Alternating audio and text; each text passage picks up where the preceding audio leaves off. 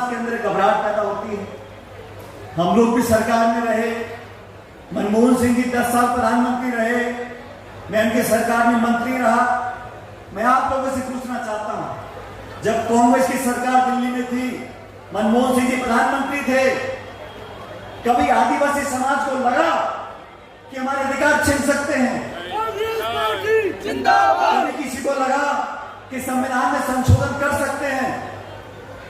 तो क्या कारण है कि बड़े बड़े पदों पर बैठे लोगों को बार बार ये सफाई देनी पड़ती है, बार बार ये सफाई देनी पड़ती है कि हम संविधान से छेड़छाड़ नहीं करेंगे, हम आरक्षण से छेड़छाड़ नहीं करेंगे। अरे भाई, आप ही के लोग बोल कर लोगों को उकसाते हैं, संशय पैदा करते हैं। इसलिए मैं आप लोगों से कहना चाहता हूं, हम सब लोग जो राजनीति में काम करते हैं, हो सकता है हमारे अलग अलग सोच, अलग अलग विचारधारा हो, लेकिन हम सबका दायित्व है, इस देश में सबसे बड़ा ग्रंथ अगर कोई है, हमारा संविधान है। और मैं इस मंच से धन्यवाद देना चाहता हूं राहुल गांधी जी का।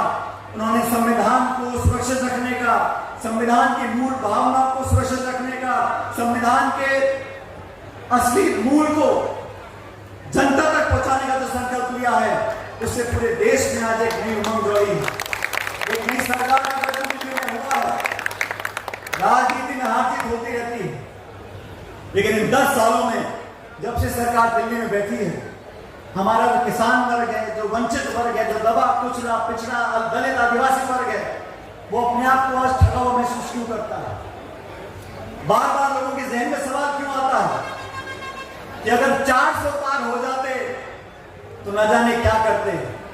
धन्य इस देश की जनता जिन्होंने लोकतंत्र को जिंदा रखते हुए एक ऐसी त्रिशंकु लोकसभा दी है जहां किसी दल को बहुमत नहीं मिला।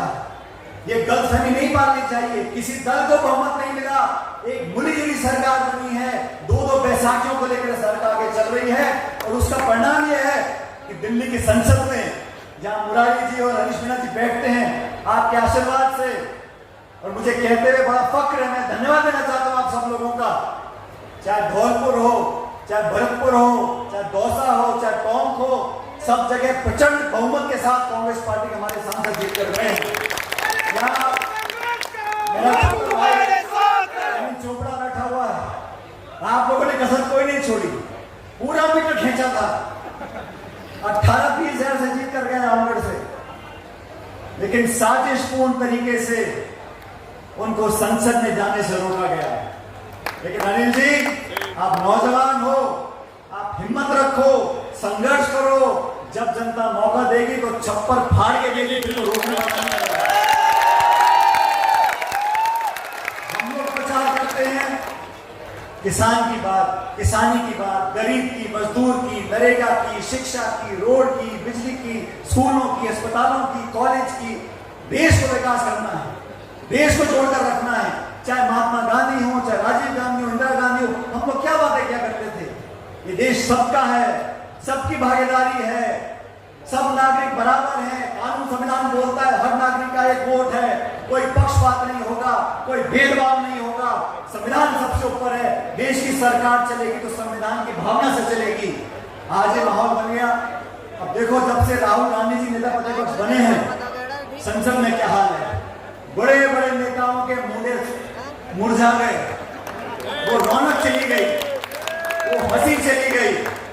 और जो बिल लेके आते हैं, पहले कहा लैटरल एंट्री करेंगे, जो आईएएस के अधिकारी हैं उनकी भर्ती सीधा करेंगे, मतलब वहां पर भी वो जो दलित, पिछड़ा, आदिवासी, गरीब पक्ष के लोग हैं, उनके बच्चों को रोकना चाहते थे। हमने विरोध किया और सरकार को अपना आदेश वापस लेना पड़ा, क्योंकि ये विपक्ष की ताकत है, ये आपके संघर्ष की ताकत है। बहुत सारे बिल पार्लियामेंट में लेकर आते हैं, देखो 290 तो सत्ता के हैं और 234 विपक्ष के हैं, बहुत ज्यादा फासला नहीं है, लोग समझ रहे हैं। मैं आप सब लोगों से आग्रह करना चाहता हूं, हमारा आदिवासी समाज, हमारा दलित समाज हमारी आन बान और शान है। मैं आप लोगों को विश्वास दिलाता हूं, आपके हितों के लिए, आपके बच्चों के भविष्य को संरक्षित रखने के लिए जो भी हमें करना पड़ेगा, हम करने को तैयार हैं। हम उस दल से वास्ता रखते हैं, जो 130 साल से देश को सींचती आई है। सत्ता हो या विपक्ष हो, सबको साथ अगर लेकर आगे चलने का हमने संकल्प लिया है। हम लोग राजनीति में हैं, हमारे विरोधी भी हो सकते हैं। विरोध होता है वैचारिक सोच का, काम करने के तरीके का, उस पर चर्चा हो, संवाद हो। लेकिन जो लोग हमारी राजनीति को जानते हैं वो समझते हैं हमने बड़े से बड़े विरोधी का भी अगर विरोध किया है, डट कर किया है, लेकिन संयम से किया है, मर्यादापूर्ण भाषा से किया है। विरोधियों का सम्मान करना, अपने प्रतिद्वंदी को इज्जत देना, संयम और मर्यादा की सीमा को नहीं लांघना, ये हमारी राजनीति का परिचय है। अरे राजस्थान है साथियों, ये तो अतिथि देवो भव की भूमि है। जो भी आएगा उसका स्वागत है। प्यार मोहब्बत का इतिहास रहा है। वाणी में विनम्रता रखनी चाहिए, लोगों को सम्मान पूर्वक संबोधन करना चाहिए। और अगर राजनीति की बात आ रही है तो चुनाव उपचुनाव आने वाले 5-6 जगह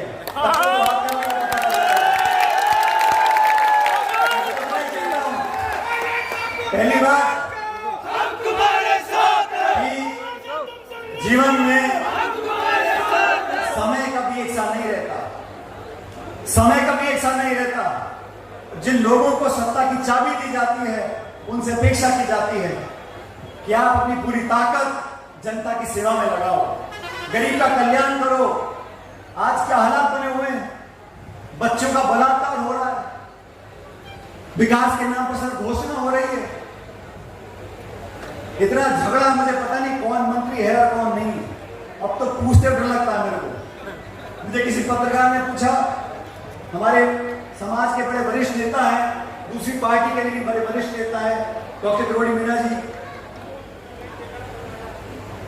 अब वो मुझे किसी पत्रकार ने पूछा कि डॉक्टर साहब ने अभी इस्तीफा वापस नहीं किया है। मैंने उनसे कहा, हालांकि मेरी पार्टी का मसला नहीं, मसला भाजपा का, वो निपटेंगे इससे। कि मैंने भाजपा के नेताओं को सलाह दी, अगर सच्चे मन से मनाओगे तो मान जाएंगे। वो आधे मन से मनाते तो कौन मानेगा? उनका मनाने का मन नहीं है, तो मान जाएंगे।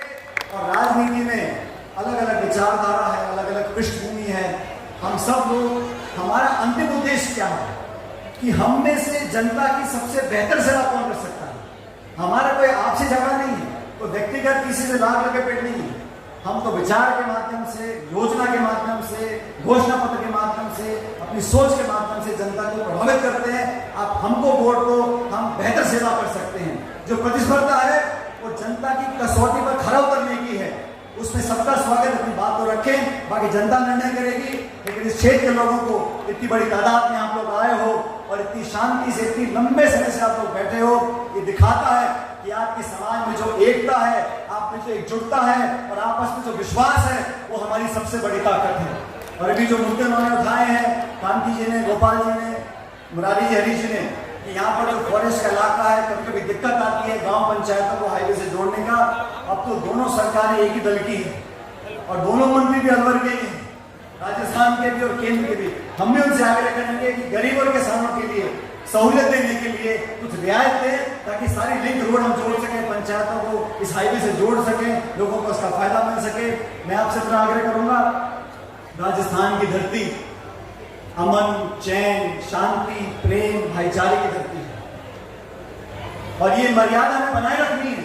हमारे पूर्वजों ने हमको एक पूंजी दी है, पूरे देश और दुनिया में इस धरती की मिट्टी की जो महक है, वो खूबसूरती की है, वो प्रेम की है, वो भाईचारे की है, उसको हमेशा बनाए रखना। हम महात्मा गांधी वाली सोच के लोग हैं, हम सबको साथ लेकर चलना जानते हैं। इसलिए आप सबसे मेरा निवेदन, एकजुट रहे, ताकतवर रहे और समय बहुत जल्दी बदलेगा। यहाँ तो हालात मुझे दिख रहे हैं, बहुत लंबा चलने वाला मामला है नहीं, लेकिन आपकी एकता रहेगी, एकजुटता रहेगी। मैं एक बार डॉक्टर मीना जी को, की पूरी टीम को धन्यवाद करता हूँ कि आपने हम सबको आमंत्रित किया। आज जो मंच पर लोग बैठे, हम सब आपकी सेवा के लिए हमेशा मौजूद रहेंगे। मैं परमपिता परमेश्वर से कामना करता हूँ कि आप लोग हमेशा मुस्कुराते रहो, फलो फूलो, आगे बढ़ो और इस पर आपकी झोलियों में खूब सारी खुशियां डालें। आप सबका बहुत बहुत धन्यवाद। जय हिंद, राम राम। अगर आप ये वीडियो YouTube पर देख रहे हैं तो हमारे चैनल को सब्सक्राइब करें और बेल आइकन को दबाना ना भूलें। अगर आप Facebook पर ये वीडियो देख रहे हैं तो हमारे पेज को लाइक करें।